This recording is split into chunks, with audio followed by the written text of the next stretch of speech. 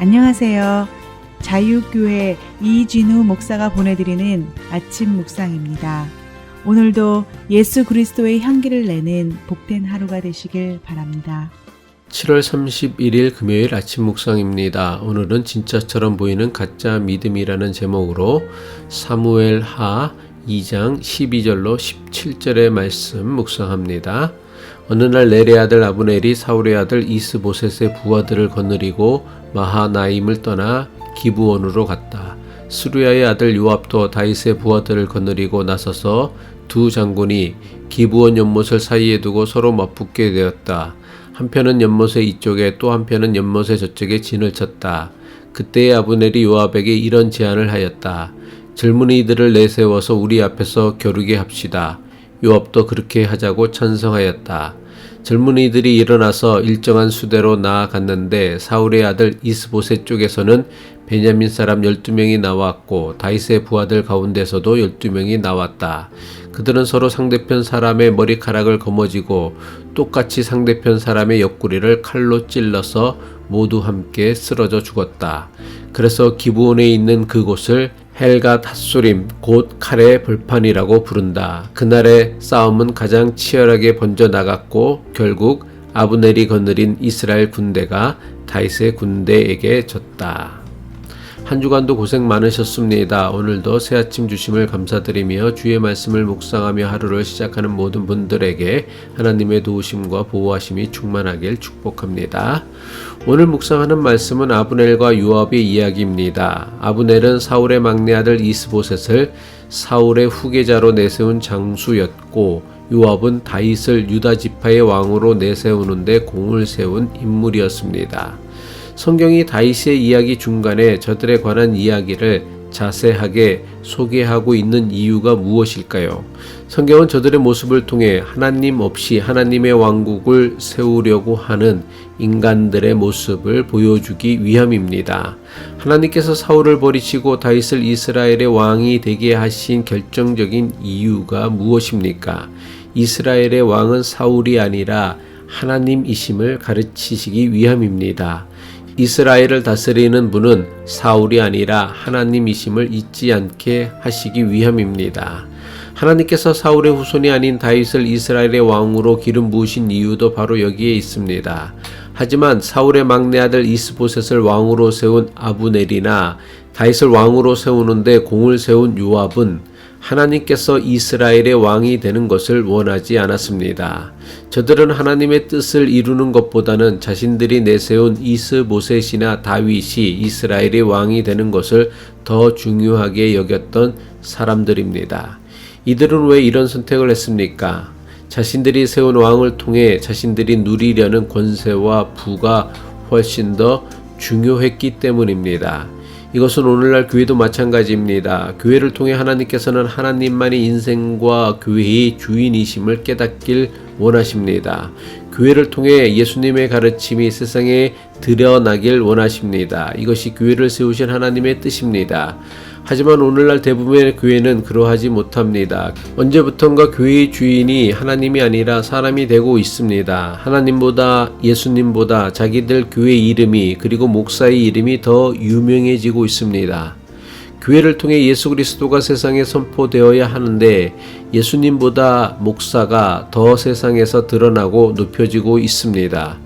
교인들 역시 이런 목사를 앞세워 하나님의 뜻을 이루기보다는 자신들의 입맛에 맞는 신앙생활만 하려고 합니다. 요압은 다윗의 누이 동생 스루야의 아들로 다윗이 유다 지파의 왕이 되는데 가장 강력한 공을 세운 사람입니다.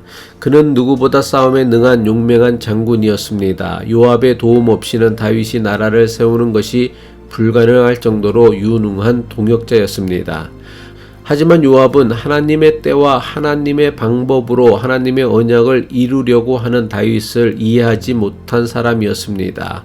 요압과 요압의 형제들은 자신들의 방법으로 다윗을 이스라엘 모든 지파의 왕으로 세우길 원하였습니다. 다윗을 자신들의 방법으로 이스라엘 모든 지파의 왕으로 세우려고 했던 저들의 방법은 전쟁으로 사울 왕가를 무너뜨리려는 것입니다. 아브넬과 요압 사이에 벌어진 참혹한 전쟁은 아주 사소한 일로 시작되었습니다. 사울의 아들 이스보셋의 군대장관 아브넬과 다윗의 군대장관 요압이 각기 군대를 이끌고는 기브온 연못에서 만나게 됩니다. 그들은 각자 자기 군사 12명을 뽑아 힘겨루기 시합을 벌이기로 합니다.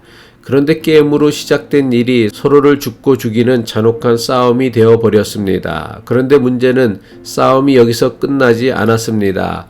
무자비한 요압의 동생 아사헬이 도망치는 아브넬을 끝까지 뒤따라가다 도리어 아브넬에게 죽고 맙니다. 사무엘하 2장 23절입니다. 아브넬이 창끝으로 아사헬의 배를 찔렀다. 창이 그의 등을 뚫고 나왔으며 그는 그 자리에서 쓰러져 죽었다. 요압은 동생 아사헬의 복수를 갚기 위해 아브넬을 죽일 것을 결심합니다.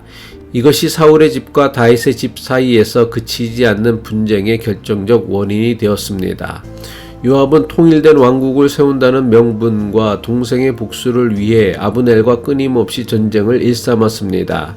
이에 맞서는 아브넬 역시 사울의 아들 이스보셋을 지켜야 자신의 권세를 유지할 수 있다고 여기고 요압과 맞서 싸웠습니다.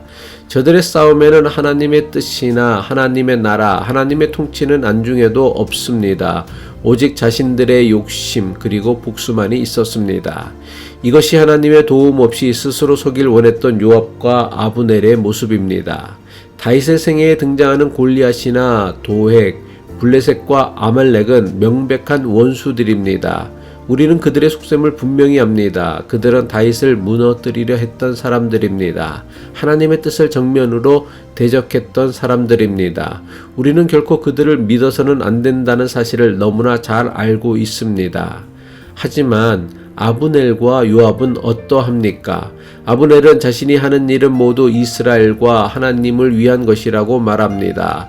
요압도 마찬가지입니다. 자신이 하는 일은 모두 다윗을 위한 것이며 나아가 하나님의 뜻을 이루기 위한 것이라고 주장합니다.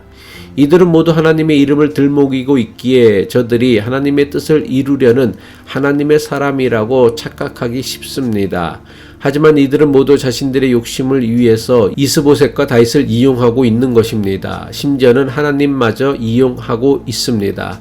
저들에게 있어 하나님은 믿음의 대상이 아니라 자신들이 원하는 것을 얻기 위한 도구에 불과하였기 때문입니다.